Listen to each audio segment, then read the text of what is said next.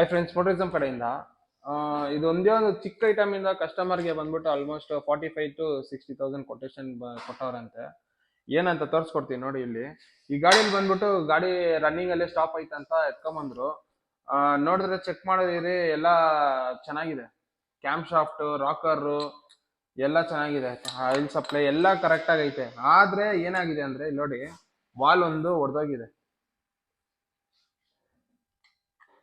ಈ ವಾಲ್ ಹೆಂಗ್ ಹೊಡೆದೋಗಿರೋದಂದ್ರೆ ಈ ಟೆನ್ಷನರ್ ಇಂದಾನೆ ಹೊಡೆದೋಗಿರೋದು. ಈ ಟೆನ್ಷನರ್ ಏನ್ ಕೆಲಸ ಮಾಡುತ್ತಂದ್ರೆ, ಈ ಟೆನ್ಷನರ್ ಬಂದ್ಬಿಟ್ಟು ನಿಮ್ಗೆ ಪ್ರೆಷರ್ ಆಗಿ ಟೈಮಿಂಗ್ ಚೈನ್ ನ ಬಂದ್ಬಿಟ್ಟು ಪ್ರೆಷರ್ ಮಾಡಿ ಈ ತರ ಇಟ್ಕೊಳ್ಳುತ್ತೆ.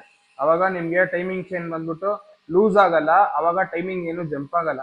ಈ ಟೈಮಿಂಗ್ ಚೈನು ಏನಾದ್ರೂ ಲೂಸ್ ಆದ್ರೆ ಏನಾಗುತ್ತಂದ್ರೆ ನಿಮ್ಗೆ ಟೈಮಿಂಗ್ ಬಂದ್ಬಿಟ್ಟು ನಾವು ಇಕ್ಬಿಟ್ಟು TDC ಅಲ್ಲಿ ಇರುವಾಗ ಟೈಮಿಂಗ್ ಇಕ್ಕುವಾಗ ಅದು ಏನಾದ್ರೂ ಸ್ಲಿಪ್ ಟೆನ್ಷನರ್ ಹೋಗ್ಬಿಟ್ಟಿದ್ರೆ ನಿಮ್ಗೆ ಟೈಮಿಂಗ್ ಜಂಪ್ ಆಗಿ ಆ ವಾಲ್ ಎಲ್ಲ ಬಂದ್ಬಿಟ್ಟು ಟೈಮಿಂಗ್ ಉಲ್ಟಾಗಿ ಬಂದು ನಿಮ್ಗೆ ವಾಲ್ ಎಲ್ಲ ಹೊಡೆದೋಗುತ್ತೆ. ಸೊ ಅದೇ ಕಾರಣ ಅವರು ಗಾಡಿ ಕಸ್ಟಮರ್ಗೆ ಬಂದ್ಬಿಟ್ಟು ಆಲ್ಮೋಸ್ಟ್ 1 month ಬ್ಯಾಕ್ಗೆ ಬಂದ್ಬಿಟ್ಟು ಸೌಂಡ್ ಬಂದೈತೆ ಇಂಜಿನ್ ಅಲ್ಲಿ.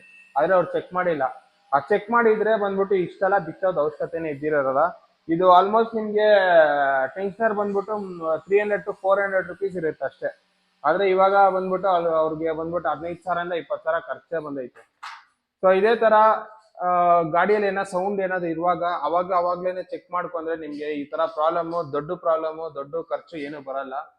ಸೊ ಇದೇ ತರ ಟಿಪ್ಸ್ ಅಂಡ್ ಇನ್ಫಾರ್ಮೇಶನ್ ವಿಡಿಯೋಸ್ಗೆ ಮೋಟಿವೇಶನ್ ಪೇಜ್ ನ ಫಾಲೋ ಮಾಡಿ. Thank you, bye.